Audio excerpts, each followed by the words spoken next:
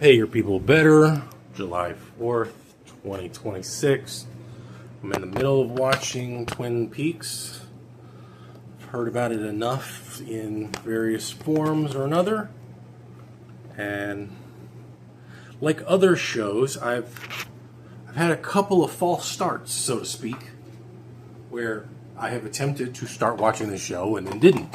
The first time I watched it, I don't think I got 10 minutes into the pilot,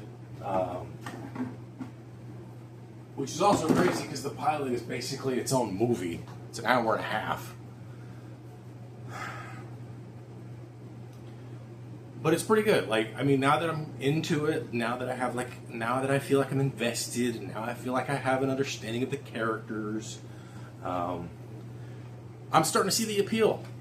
Now, when it comes to the cult classic nature of it, I'm still not aware of why, but I see like the potential.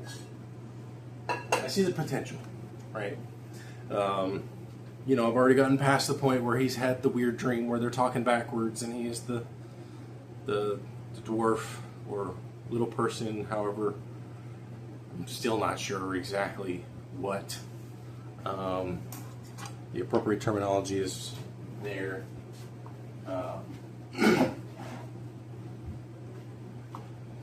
So yeah, but I mean, he used the M word. Apparently, that's not a thing anymore. So cool with that. My timer still hasn't fucking functioned yet, which is annoying.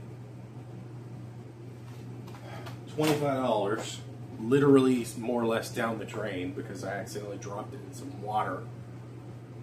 I haven't had anything really to eat. All I had was coffee with some creamer. What I should do, I need to start getting rid of this because the date on it says the 31st of this month. The problem is that low fat, especially low fat cottage cheese, is just not pleasant.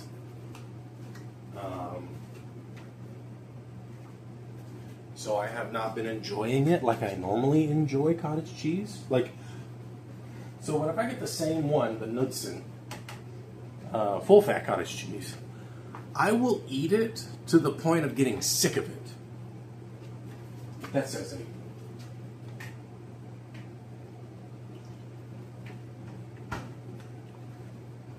There's the texture, and I added stuff. I added sour cream. I added heavy cream, just to kind of bump it up. Nope.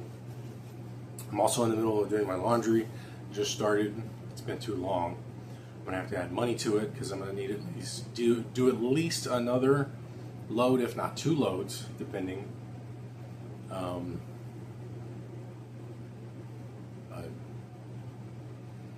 I'm just trying to eat what I've got in the house for the most part. Now, I do have some things I need to eat because they could be going bad, like my rice.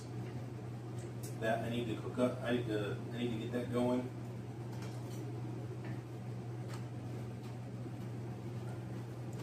But I just like rice and beans is kind of boring,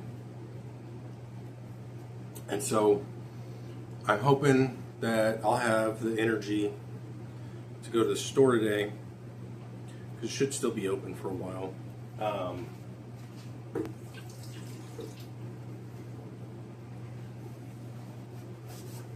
I'll have to look online to see what the actual hours are for the 4th of July, hours for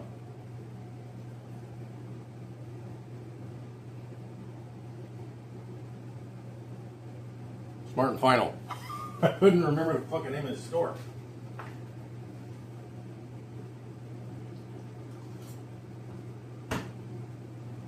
Oh, it's just texturally, it's so problematic.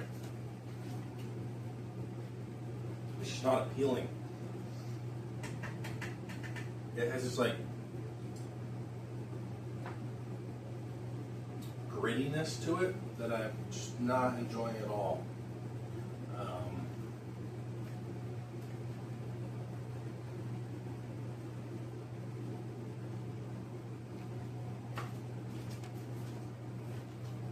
It's like I've never really been fond of low-fat dairy products anyway. Like, it's just never really clicked with me. But the only time it's worked is like low-fat mozzarella in string cheese form. But like now, I don't want that. And the first time I really got into cottage cheese, like really, really got into it, was when I first okay. When I was younger, grew up in the 80s, the whole like anti-fat craze was just massive, right? There was always like a study about whether eggs are healthy or whether they're not healthy, stuff like that.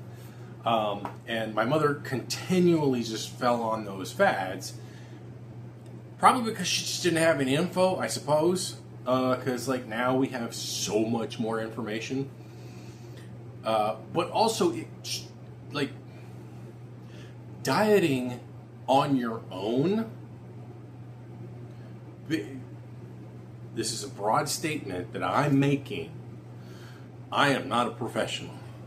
However, I would like to utilize the general messaging of professionals that I have had show up in my life, usually on YouTube, and like the general consistent nature of the messaging that they're trying to get across when it comes to food, right? Diet culture is a restrictive culture. Just in general, diet culture is a restrictive culture, okay? And that can then lead to other forms of unhealthy eating, especially when it comes to the excessive thinking about eating and then the potential eating disorders that are associated in that realm. Because, and this is my understanding through taking psychology classes in college, and then you just kind of like generally following up, through Wikipedia articles or other, like Psychology Today stuff. Just in the last 20 plus years of me, like, actually trying to understand psychology. It's like, anorexia and bulimia are the two main forms of eating disorders, and they are effectively a byproduct of a lack of control. Basically, it's like, I can't control anything else in my life. I can at least control the things that I put in my body. That's the boiled down version of it. But you start to become, and that's on the level of disordered thinking that can become harmful. And like Liam, for instance, fantastic. I will try to remember to pin him in the comments. In fact, I'll just like write it down in my notepad here real quick. Let's see. And Liam in comment. Alright. It's something. And so I'm just going to kind of have to force myself through this, and then I'm just not ever going to buy it again. And I have another one of these.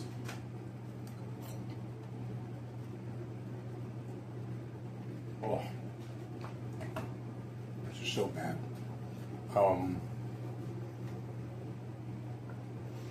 But like,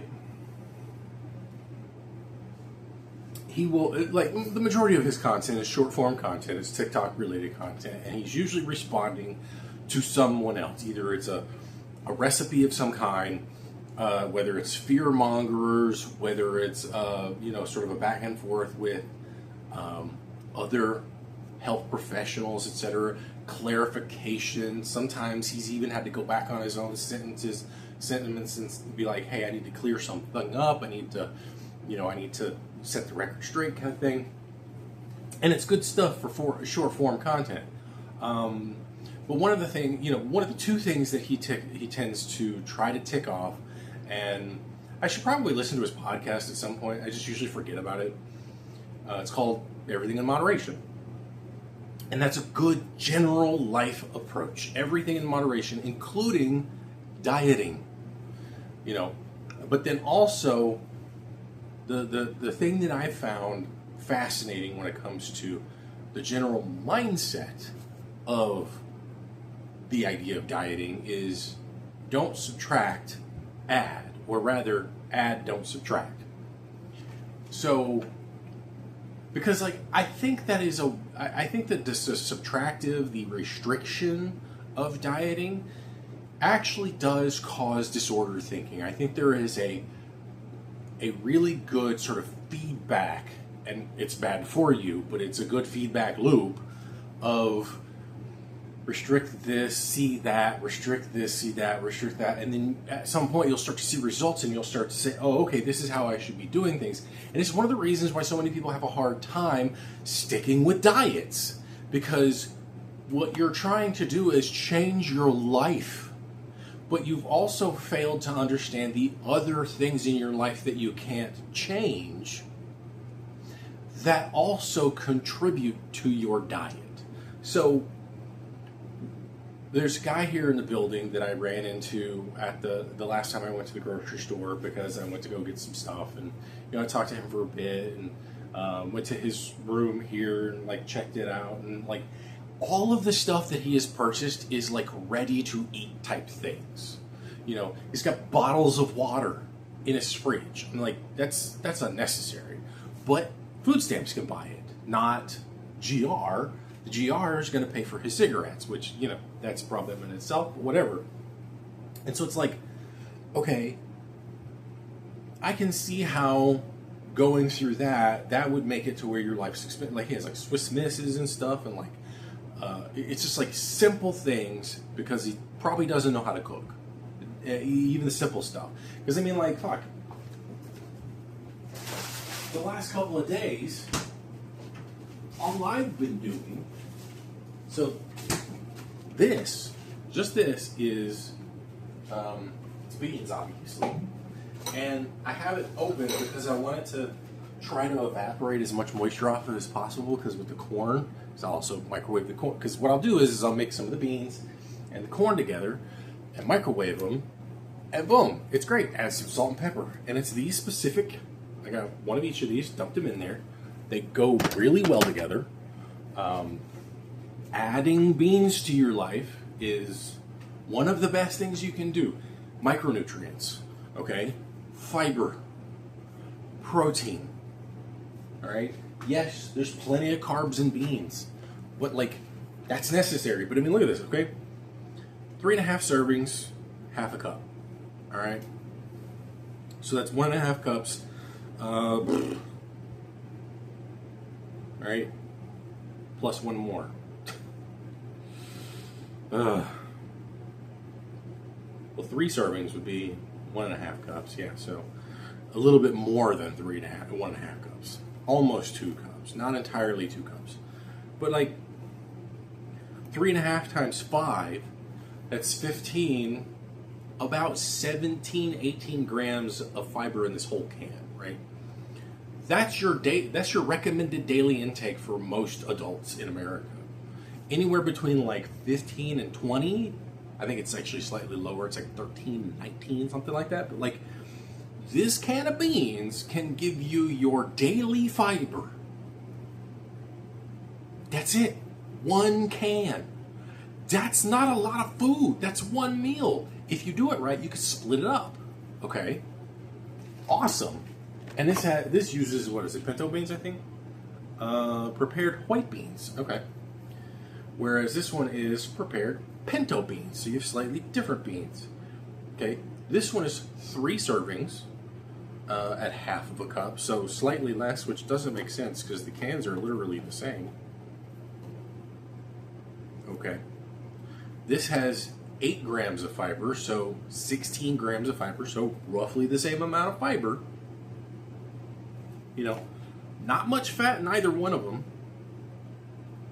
A good amount of sodium, because, they got to be able to season it and, like, make it shelf stable and all that kind of crap. But, like, if you ate both of those, and the funny thing is like, on here, it's like 5 grams of protein per. I'm like, okay, that's cool. Fiber is the thing that we should be caring about. Fiber is the thing that's going to keep us healthy. Fiber is the thing that's going to keep us full. Protein's good, but most Americans are getting enough protein. The protein fad is right now very much a fad. but fiber isn't for some reason. So what else? So anything in the dishes. So I'll just dump a bunch of corn, because you know the general macros of corn aren't great.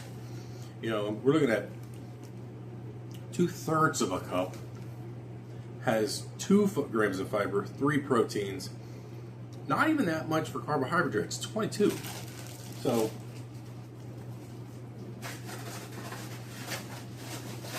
but you know, it's filling, it does the job. And I like corn. And, you know, I do one of the things that my mother used to do when she would make corn, which is stick it in the microwave, throw in a little bit of butter, salt and pepper. It works, right? Throw in some of those beans, you know, so like I'll get a bowl like this, right? And I'll just like get it above, like about a finger above the line of corn, and then like throw a layer of beans on there and then nuke it. It takes like maybe, because I always cook things on half power, because half power generally cooks things a lot more evenly, and gives it, and since it requires more time to do so, you know, it's like, okay, it's a little bit more of the lazy way to cook it, but at the same time, I know I'm not gonna like overcook it. So like, I'll hit the 6 for 6 minutes, put it at half power. That's 3 minutes of cooking time, but there's carryover as well as the process continues. It's kind of like the difference between cooking a steak for, let's say, 4 minutes total, but like 2 minutes one side, 2 minutes the other side, versus cooking it 4 minutes total, maybe 5 minutes, and flipping it every 30 seconds, right? Because once you flip it, there's going to be heat penetrating down as well from that top layer. It's going to be evaporating from the top as well. But whatever water that might be in contact with the fat and the heat, that's the fat and the muscle that's there, has a higher probability of evaporating off too. And so you can actually get a better crust that way, which is why it's actually advised to flip your meat at least once a minute. But like, and so, you know, it might take 12 or 15 minutes, but it's not like I'm absolutely fucking starving at the time that I'm just like, okay, I need to eat something, and I feel like I need to eat something, you know. Like right now, this is kind of like, I need to eat something, so I need to eat something, which is why I'm eating a lot of this, but I'm eating it so that I can get rid of it. Oh, terrible though. And that's without all the additions that I put in there. Or that's with the additions, rather. Without, I was like, oh god, this is gonna suck. And so that's gonna be like my breakfast every day, basically, that and coffee.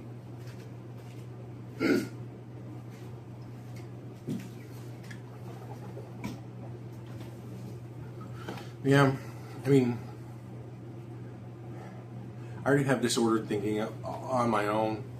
I don't need to add more. So I'm going to add more things like beans, you know, whole bag of prunes. I still haven't finished the other one. More fiber. That's, you know, and that's a nice sweet treat. Like if I'm probably going to eat some of those after having had the protein, just to help move things around. But we also know that fiber helps to like mitigate potential health issues. And like if we started really pushing, add more fiber, restrict less, add the good, add more whole foods, add more fruits and vegetables into your day, add more beans, I think we could not worry so much about all the fear mongering when it comes to like diet and health influencers and shit, and we could actually become a healthier country. So on America's 250th birthday, let's try, instead of worrying about all the things that you can't change, worry about just one. Just one. Add more fiber to everything that you consume. Make it fun, enjoy it, get those, I've already eaten all those Fiber Max, or those Balance, whatever the hell they were, tortillas. Those are the only tortilla, I'm going to maybe see if there's like other versions that are available. But if I can't, I'll just do Mission Carb Balance with like fucking my daily intake of fiber, and then I'll have some beans and some corn and some rice as well. But like, despite everything that's been going on in this country and all of the bad that not only this country is doing but has represented, at the very least we can still say beans. Have fun.